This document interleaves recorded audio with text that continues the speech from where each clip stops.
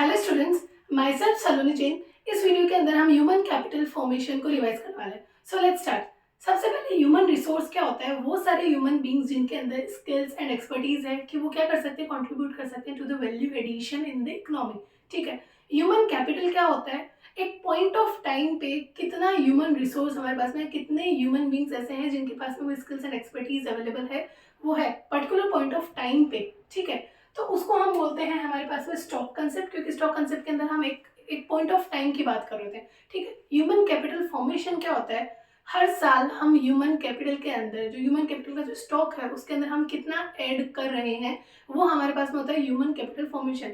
मतलब कि change in the stock of human capital, उसको हम क्या बोलते हैं? Human capital formation. और ये हमारे पास में क्या है? फ्लो कंसेप्ट है। इसके बाद में है physical capital versus human capital. Physical capital क्या होता है? जिनको हम देख सकते हैं, जो टेंजिबल होता है। ठीक है। एंड जिसको हम क्या कर सकते हैं, जो प्रोडक्शन के अंदर हमारे पास में काम आता है। जो सेपरेबल होता है, ऑनर से हम उसको सेपरेट भी कर सकते हैं। ठीक है। वो सारा हमारे पास में हो गया फिजिकल कैपिटल, जो हमारे पास में प्रोडक्शन के अंदर काम आता है। ह्यूमन कैपिटल क्या होता है? Human beings. ठीक है। ह्यूमन बींग्स के अंदर जो स्किल्स एंड एक्सपर्टीज है, जिसको हम, जिसके पास में जो स्किल्स है हम उससे वो सेपरेट नहीं कर सकते। ठीक है। वो इनसेपरेबल होता है, उसको हम बोलते हैं ह्यूमन कैपिटल। ह्यूमन रिसोर्स की यहाँ पे बात हो रही है। Sources of human capital. हमें ह्यूमन कैपिटल कहाँ से मिलेगी, क्या क्या सोर्सेज है? तो देखो, अगर हम खर्चा करते हैं एजुकेशन पे, अगर लोग पढ़ेंगे, ठीक है, बच्चे पढ़ेंगे, तो फिर वो क्या होंगे, उनके पास में स्किल्स आएगी, तो वो हमारे लिए ह्यूमन कैपिटल फॉर्मेशन होगा। ठीक है। तो expenditure on education, expenditure on health, अगर हम हेल्थ पे खर्चा करते हैं तो अगर एक हेल्थी पर्सन होगा तो वो ज्यादा कंट्रीब्यूट कर पाएगा to the value addition of the economy, और अगर अनहेल्थी पर्सन होगा तो वो कंट्रीब्यूट नहीं कर पाएगा। ठीक है। तो एक्सपेंडिचर ऑन हेल्थ। थर्ड है हमारे पास में एक्सपेंडिचर ऑन इन्फॉर्मेशन। मतलब कि अगर आपके पास में राइट इन्फॉर्मेशन है कि आप अपने पोटेंशियल को कहाँ पे यूटिलाइज कर सकते हो, तो वो बेटर होगा। ठीक है। तो expenditure on education, health and information, 3 points तो हमारे पास में ये है। इसके बाद में on the job training. On the job training दो तरीके से होती है, या तो आपको विद इन द कैंपस आपको ट्रेनिंग मिल रही है, जो भी आपके सुपरवाइजर है वो आपको ट्रेन कर रहे हैं। ठीक है। आपके जो स्किल्स उनको शार्पन कर रहे हैं, या फिर आपको कैंपस के बाहर, आउटसाइड द कैंपस, आपको क्या, आपको कहीं भेज दिया है, वहां पे आपको ट्रेन करके आप वापस आ रहे हो, तो इसके अंदर क्या हो रहा है, आपकी स्किल्स और ज्यादा शार्पन हो रही है। ठीक है। एक हमारे पास में जो गवर्नमेंट है वो टाइम टू टाइम क्या करती है, स्टडी प्रोग्राम्स फॉर एडल्ट्स। कुछ एडल्ट जो लोग नहीं इतने पढ़े लिखे हैं, तो उनके लिए क्या स्टडी प्रोग्राम्स बनाती है, ताकि उनके जो स्किल्स है उनको और ज्यादा क्या कर सके, वो इम्प्रूव कर सके। लास्ट है हमारे पास में माइग्रेशन। माइग्रेशन के अंदर क्या आता है ना, कि लोग एक जगह से दूसरी जगह जा रहे हैं, माइग्रेट हो रहे हैं। ठीक है। तो वहां पे भी हमें नया ह्यूमन कैपिटल मिल रहा है। ठीक है। लेकिन माइग्रेशन के अंदर ना कॉस्ट इन्वॉल्व होती है। कौन कौन सी कॉस्ट? एक तो कॉस्ट ऑफ ट्रांसपोर्टेशन, आप एक जगह से दूसरी जगह रहने जा रहे हो, एंड जहाँ पे आप पहले से रह रहे थे वहां पे जो भी कॉस्ट ऑफ लिविंग आ रही थी, लेकिन अगर आप बिल्कुल कहीं नई जगह चले गए तो वहां पे आपकी कॉस्ट ऑफ लिविंग काफी ज्यादा हो जाती है। ठीक है। तो माइग्रेशन के अंदर ना कुछ कॉस्ट लगती है, लेकिन अगर माइग्रेशन से रिलेटेड जो भी कॉस्ट लग रही है उससे ज्यादा अगर आपको बेनिफिट मिल रहा है तो बहुत अच्छी बात है। ठीक है। तो ये हमारे पास में कुछ सोर्सेस थे ह्यूमन कैपिटल के। इसके बाद में हमारे पास में आता है significance of human capital formation. मतलब ह्यूमन कैपिटल फॉर्मेशन की हमें जरूरत ही क्यों है? तो सोचो, अगर ह्यूमन कैपिटल फॉर्मेशन हुआ ही नहीं, अगर ह्यूमन कैपिटल फॉर्मेशन नहीं होगा तो मशीन्स कौन चलाएगा, फिजिकल कैपिटल कौन चलाएगा, फिजिकल कैपिटल नहीं होगी तो प्रोडक्टिविटी नहीं होगी। ठीक है। और अगर ह्यूमन कैपिटल फॉर्मेशन नहीं हुआ तो लोग जॉब्स नहीं करेंगे, जॉब्स नहीं करेंगे तो पार्टिसिपेशन रेट जो होती है वो कम हो जाएगी हमारे पास में, इक्वालिटी कैसे आएगी फिर? ठीक है। एंड इकोनॉमी के अंदर ग्रोथ कैसे आएगी? कोई भी जो चीज होती है ना, जहाँ पे हमें इंपॉर्टेंस याद करनी होती है, तो हमें ऐसे लर्न करना चाहिए कि अगर वो चीज नहीं हो तो क्या हो सकता है। ठीक है। तो अगर ह्यूमन कैपिटल फॉर्मेशन नहीं होगा तो फिजिकल कैपिटल कौन चलाएगा, इक्वालिटी कैसे आएगी, इकोनॉमिक ग्रोथ कैसे आएगा? इन्हीं 3 पॉइंट्स को यहाँ पे लिखा हुआ है, change in emotional and material environment of growth. अब यहाँ पे इमोशनल एनवायरमेंट का मतलब क्या हो गया कि अगर आपके पास में पर्टिकुलर स्किल्स आती है तो आप ग्रोथ ओरिएंटेड अप्रोच के हो जाते हो। आप खुद की भी ग्रोथ चाहोगे, एंड उसके साथ साथ इकोनॉमी की ग्रोथ भी हमें देखने को मिलेगी। Higher productivity of physical capital, जो मशीन्स है, जो फिजिकल कैपिटल है, उससे ज्यादा हायर प्रोडक्टिविटी आपको मिलेगी। ठीक है। एंड लास्ट है high rate of participation. Participation rate बढ़ जाएगा। पार्टिसिपेशन रेट क्या होता है? नंबर ऑफ वर्कर्स जो है डिवाइडेड बाई, मतलब जो नंबर ऑफ वर्कर्स जो एक्चुअली काम कर रहे हैं हम डिवाइड करते हैं टोटल पॉपुलेशन से, तो पार्टिसिपेशन रेट यहाँ पे बढ़ जाएगी, एंड उससे इक्वालिटी हमें देखने को मिलेगी, क्योंकि लोग जॉब्स करेंगे, इनकम अर्न करेंगे, तो उससे क्या हो जाएगा, इक्वालिटी आएगी। इसके बाद में 5 ईयर प्लान। कौन सा 5 ईयर प्लान है जिसके अंदर ह्यूमन कैपिटल फॉर्मेशन को, ये ह्यूमन कैपिटल को बहुत ज्यादा इंपॉर्टेंस दी गई थी? तो वो है हमारे पास में 7th 5 ईयर प्लान। ये आपको याद रहना चाहिए। इसके बाद में how to measure growth in human capital. हम ह्यूमन कैपिटल के अंदर ग्रोथ हो रही है नहीं हो रही, उसको मेजर कैसे करें? फॉर एग्जाम्पल, मान लो कि अगर हम एजुकेशन की बात करें तो कितनी स्कूल्स नहीं खुल गई, कितने नए टीचर्स आ गए, कितने स्टूडेंट्स एनरोल हो रहे हैं। इनसे ना हम क्वांटिटी तो मेजर कर सकते हैं, लेकिन क्वालिटी कैसे मेजर करें? अगर हमें हेल्थ के अंदर मेजर करना है तो हेल्थ के अंदर भी कितने नए हॉस्पिटल्स बन रहे हैं, कितने नए डॉक्टर्स आ गए, ये क्वांटिटी वाइज तो मेजर हो रहा है, लेकिन इनकी क्वालिटी कैसी है ये कैसे मेजर करें, वो पॉसिबल नहीं है। और इसी चक्कर में क्या हो रहा है ना, जिस रेट से ह्यूमन कैपिटल फॉर्मेशन बढ़ रहा है, मतलब जिस रेट से हर साल बहुत सारे लोगों को डिग्रीज मिल रही है, वो रेट तो काफी ज्यादा है, उसके कंपैरिजन के अंदर जो इकोनॉमिक ग्रोथ देखने को मिल रहा है वो उतना नहीं मिल रहा है। ठीक है, मतलब ह्यूमन कैपिटल फॉर्मेशन बहुत ज्यादा बढ़ रहा है, लेकिन जो उसके कंपैरिजन से जो इकोनॉमिक ग्रोथ है वो काफी कम है। क्यों? क्योंकि ये जो ह्यूमन कैपिटल फॉर्मेशन हो रहा है ये काफी ज्यादा लो स्टैंडर्ड का, लो क्वालिटी का क्या हो रहा है, फॉर्मेशन हो रहा है।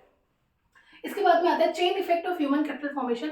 चेन इफेक्ट का मतलब क्या हो गया कि मान लो ह्यूमन कैपिटल फॉर्मेशन अगर हो रहा है, तो ह्यूमन कैपिटल फॉर्मेशन हमें देखने को मिल रहा है, उसकी वजह से फिजिकल कैपिटल जो है उसको बहुत अच्छा वो चला पाएंगे, ठीक है, यूज कर पाएंगे। उसकी वजह से प्रोडक्टिविटी क्या हो जाएगा, बहुत ज्यादा बढ़ जाएगी। प्रोडक्टिविटी बढ़ेगी तो उससे क्या हो जाएगा, इनकम जनरेशन बढ़ेगा। अगर इनकम बढ़ रही है उस केस के अंदर क्या हो रहा है, इनकम बढ़ेगी तो लोग जो है वो और ज्यादा हेल्थ और एजुकेशन के ऊपर खर्चा करेंगे। Expenditure on education and health, ये बढ़ जाएगा हमारे पास में खर्चा। एंड इसकी वजह से क्या आ जाएगा, अगर इस पे खर्चा बढ़ रहा है तो फिर से ह्यूमन कैपिटल फॉर्मेशन हो जाएगी। चेन इफेक्ट का मतलब ही क्या होता है ना, आप घूम के वापस वहीं आ गए, मतलब ह्यूमन कैपिटल फॉर्मेशन से आपने शुरू किया एंड वापस आप ह्यूमन कैपिटल फॉर्मेशन पे ही आ गए। मतलब अगर एक बार ह्यूमन कैपिटल फॉर्मेशन हुआ है तो उससे फिर कंटिन्यू एक ह्यूमन कैपिटल फॉर्मेशन होता रहेगा। इसके बाद में problems facing human capital formation in India.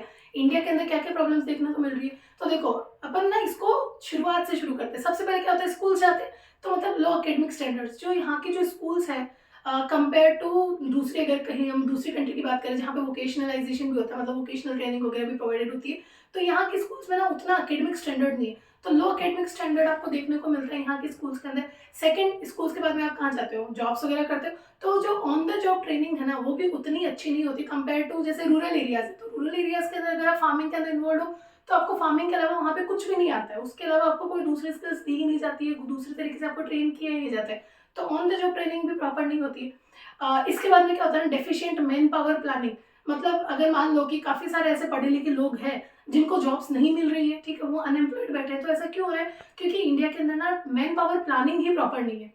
और अगर मैन पावर प्लानिंग है, मतलब कुछ लोग जो जॉब्स कर रहे हैं उनको वो खुश नहीं है, उनको उतनी सैलरी मिल नहीं रही, तो इसलिए वो क्या हो रहा है, वो लोग दूसरे देशों में जा रहे हैं, मतलब ब्रेन ड्रेन हो रहा है। यहाँ का जो ब्रेन है वो बाहर दूसरी कंट्रीज को जाके क्या कर रहा है, वैल्यू एडिशन वहां पे दे रहा है। एंड लास्ट हमारे पास में आता है राइजिंग पॉपुलेशन। तो इसको ना उल्टा याद करना है, सबसे पहले स्कूल्स, लो एकेडमिक स्टैंडर्ड्स, उसके बाद में ऑन द जॉब ट्रेनिंग आपको उतनी प्रॉपर नहीं मिल रही, inefficient on the job training, उसके बाद में डेफिशिएंट मैन पावर प्लानिंग, अगर आपको जॉब मिल भी गई है या फिर जॉब मिल ही नहीं रही तो वो हमारे पास में डेफिशिएंट मैन पावर प्लानिंग। अगर जॉब मिल गई है तो प्रॉपर सैलरी नहीं मिल रही, इसलिए ब्रेन ड्रेन हो रहा है। एंड लास्ट हमारे पास में राइजिंग पॉपुलेशन। इसके बाद में है एजुकेशन। एजुकेशन बहुत ज्यादा जरूरत है एक पर्टिकुलर किसी भी ह्यूमन बीइंग के अंदर ना, ह्यूमन डेवलपमेंट हो प्रॉपर, वो जो ह्यूमन है वो प्रॉपर तरीके से ह्यूमन उसका प्रॉपर उसका ह्यूमन डेवलपमेंट हो, उसके लिए एजुकेशन बहुत ज्यादा रिक्वायर्ड होती है। आपका पर्सनैलिटी डेवलपमेंट हो जाता है, आपका जो थिंकिंग अप्रोच है वो चेंज हो जाती है, तो उन सभी चीजों के लिए एजुकेशन एक मस्ट चीज है ह्यूमन कैपिटल फॉर्मेशन के लिए। ठीक है, इसीलिए इसको हमने कॉन्स्टिट्यूशनल राइट्स में भी दे रखा है, राइट टू एजुकेशन। इसके बाद में है need for government intervention. Government intervention का एजुकेशन सेक्टर के अंदर कहाँ जरूरत पड़ी, तो समझना एजुकेशन सेक्टर के अंदर ना बहुत ज्यादा बिल्डिंग्स वगैरह चाहिए होती है, तो एक प्रॉपर इंफ्रास्ट्रक्चर चाहिए होता है, प्रॉपर फिक्स खर्चे शुरू हो जाते हैं, खर्चा बहुत ज्यादा होता है उसके अंदर। अब अगर खर्चा ज्यादा हो रहा है तो उस खर्चे को कम करने के लिए या फिर उससे कमाई के लिए जो प्राइवेट सेक्टर होगा वो क्या करेगा, काफी ज्यादा फीस रखेगा। अगर उनकी बहुत ज्यादा हायर फीस होगी तो जो पुअर सेक्शंस है, जो poor sector of the society, वो कैसे एजुकेशन उनको कैसे मिलेगी। ठीक है, इसके लिए गवर्नमेंट का इंटरवेंशन जरूरी हो गया। तो गवर्नमेंट क्या करती है ना, फ्री एजुकेशन आपको प्रोवाइड करती है, आपके लिए स्कूल्स ओपन करती है, वहाँ पे मिड डे मील स्कीम्स वगैरह रखती है ताकि आप क्या आगे आगे होके आपको एजुकेशन मिल सके। ठीक है, इसके अलावा इवन हेल्थ सेक्टर के अंदर भी गवर्नमेंट काफी ज्यादा आगे आके इंटरवीन कर रही है, क्योंकि हेल्थ सेक्टर के अंदर भी क्या है ना, अगर सब कुछ प्राइवेटाइजेशन कर दिया, अगर सब कुछ प्राइवेट लोगों के पास में ही छोड़ दिया, तो वहां पे क्या होता है ना, वो खर्चों के हिसाब से वो लोग जो फीस है जो भी चार्ज करते हैं वो बहुत ज्यादा होती है, तो जो बेसिक नीड्स है एजुकेशन और हेल्थ वो ही पुअर सेक्शंस को नहीं मिल पाएगी। ठीक है, अगर सिर्फ प्राइवेट सेक्टर्स के पास में छोड़ा, तो इसीलिए गवर्नमेंट इंटरवेंशन बहुत ज्यादा जरूरी है। इसके बाद में हमारे पास में आता है एजुकेशन कमीशन, जो 1964-66 के अंदर सेटअप हुआ था। ठीक है, इसका मानना क्या था कि अराउंड 6% ऑफ जीडीपी ना गवर्नमेंट को खर्चा करना चाहिए एजुकेशन के अंदर। ठीक है, ताकि बहुत ज्यादा अच्छा ह्यूमन कैपिटल फॉर्मेशन हमें देखने को मिले, इलिटरेसी रेट जो है वो कम हो जाए, ठीक है। 1999 के अंदर तपास मजूमदार कमेटी स्टैब्लिश हुई थी, जिसका कहना था कि अराउंड जो 10 ईयर्स है आपके पास में 1999 से लेके आगे तक के, उसके अंदर ना अराउंड 1.73 करोड़ मतलब लाख करोड़ रुपीस आपको खर्चा करना पड़ेगा एजुकेशन के अंदर, ताकि 6 to 14 एज के जो बच्चे हैं उनको प्रॉपर एजुकेशन मिल सके। ठीक है, ये सारी प्लानिंग तो हुई थी यहाँ पे, लेकिन इसके बाद भी क्या हो रहा है ना, 4% तक का ही खर्चा हो रहा है जीडीपी के अंदर। ठीक है, 4% तक का ही खर्चा हो रहा है, जबकि होना कितना चाहिए था, 6% होना चाहिए था। तो इसीलिए ना एजुकेशन सेक्टर अभी भी इंडिया के अंदर उतना ज़्यादा डेवलप नहीं हुआ है। हम नहीं कह सकते कि उतना ज़्यादा डेवलप हुआ है, अभी भी काफ़ी सारे लोग इलिटरेट्स हैं। ठीक है, लास्ट पॉइंट हमारे पास में आता है, education still a challenging preposition. Education अभी भी बहुत ज़्यादा चैलेंजिंग क्यों हो रहा है? देखो, सबसे पहली चीज़ तो मान लो कि अगर गवर्नमेंट स्कूल्स भी है तो वहाँ पे भी ना पेपर फॉर्मेलिटीज बहुत ज़्यादा, आपसे बर्थ सर्टिफिकेट्स मांगेंगे, ठीक है, आधार कार्ड वगैरह ये सब मांगेंगे। अब काफ़ी जो poor sections of the society के जो लोग हैं उनके पास में ये सारी चीज़ें नहीं होती है, तो वो लोग चाह के भी क्या कर रहे हैं, वो पढ़ ही नहीं पा रहे हैं, उनको एजुकेशन मिल ही नहीं पा रही। ठीक है, तो सबसे पहला चैलेंज क्या रहा है, एडमिनिस्ट्रेटिव कलसनेस, मतलब कि आपका जो पेपर वर्क है उसकी वजह से ही काफ़ी सारे जो बच्चे हैं वो पढ़ नहीं पा रहे हैं। सेकेंड हमारे पास में आता है लार्ज नंबर ऑफ इलिटरेट्स, मतलब जो इलिटरेट्स है वो बहुत ज़्यादा है। अगर वो इलिटरेट्स है तो देखो, कोई भी जो इलिटरेट है तो वो उतना ज़्यादा अर्न नहीं कर पा रहा होगा, तो उनकी इनकम कम होगी। इलिटरेसी की वजह से क्या होगा, वो लोग पुअर होंगे। अब पोवर्टी की वजह से ना, पोवर्टी एक ऐसी चीज है जिसकी वजह से छोटा बच्चा भी जो होता है ना वो एजुकेशन से डिप्राइव्ड हो जाता है, क्योंकि वो कम ही एज के अंदर क्या होता है ना, इनकम, फैमिली इनकम को बढ़ाने के लिए वो कमाने के लिए निकल जाता है। ठीक है, तो लार्ज नंबर ऑफ इलिटरेट्स है, उसकी वजह से भी एजुकेशन लोगों को नहीं मिल पाती है। फिर है इनएडिक्वेट वोकेशनलाइजेशन। इंडिया के अंदर अभी भी ऐसी कोई स्कूल्स नहीं है जहाँ पे स्कूल के अंदर ही इतना आपको ट्रेन कर दिया जाए कि स्कूल्स के जस्ट बाद में आपको जॉब्स मिल जाए। ठीक है, स्किल्स वगैरह यहाँ पे इतनी प्रोवाइडेड नहीं होती है। ठीक है, मतलब वोकेशनल ट्रेनिंग आपको नहीं मिलती है। जेंडर वाइजनेस अभी भी है काफ़ी सारी जगह पे, जो क्या बोलते हैं, जो फीमेल्स है, जो फीमेल चाइल्ड है उनको अभी भी नहीं पढ़ने देते हैं। ठीक है, ये एक रीज़न आ रहा है हमारे पास में। इसके बाद में है low rural access level. Rural areas के अंदर अभी भी जैसे +2 जो 12th स्टैंडर्ड तक की एजुकेशन है वो वहाँ पे नहीं है, कहीं कहीं पे 5th स्टैंडर्ड तक है, कहीं पे 8th स्टैंडर्ड तक है, कहीं पे 10th स्टैंडर्ड तक है, 12th स्टैंडर्ड तक की स्कूल्स नहीं है। तो फिर क्या होता है ना, अगर कोई फीमेल चाइल्ड है तो जितनी स्कूल्स, अगर जितना जो लेवल है, जितने स्टैंडर्ड्स की अगर पर्टिकुलर रूरल एरियाज के अंदर अवेलेबल है वहाँ तक तो वो पढ़ लेती है। मान लो 10th स्टैंडर्ड तक का है, उसके आगे फिर उसकी पढ़ाई बंद हो जाती है, क्योंकि फीमेल चाइल्ड को फिर वो बाहर भेजना पसंद नहीं करेंगे, ऐसे सब इश्यूज आने लग जाते हैं। इसके बाद में हमारे पास में आता है प्राइवेटाइजेशन। अगर प्राइवेट, इसके अंदर क्या हो रहा है ना, एजुकेशन हेल्थ के अंदर अभी भी प्राइवेट सेक्टर काफ़ी आगे होके क्या कर रहा है, आगे आ रहा है इसके अंदर। अब उसकी वजह से क्या हो रहा है ना, फीस वगैरह काफ़ी ज़्यादा हाई हो रही है, तो जो poor sections of the society वो उतनी फीस अफोर्ड नहीं कर पाते, इसलिए एजुकेशन उनको उतना अच्छा नहीं मिल पाता है। एंड लास्ट हमारे पास में लोग गवर्नमेंट एक्सपेंडिचर। गवर्नमेंट एक्सपेंडिचर ऐसा एस्टिमेटेड था कि 6% ऑफ जीडीपी गवर्नमेंट को खर्चा करना चाहिए। गवर्नमेंट उतना खर्चा नहीं कर रही है, तो गवर्नमेंट को भी आगे आके और ज़्यादा खर्चा करना चाहिए ताकि एजुकेशन को और हम प्रमोट कर सकें। दैट्स इट, ये चैप्टर था आपका human capital formation Indian economy का। इसके बाद में आने वाले वीडियोज़ के अंदर हम रेस्ट ऑफ द चैप्टर्स को डिस्कस करने वाले हैं।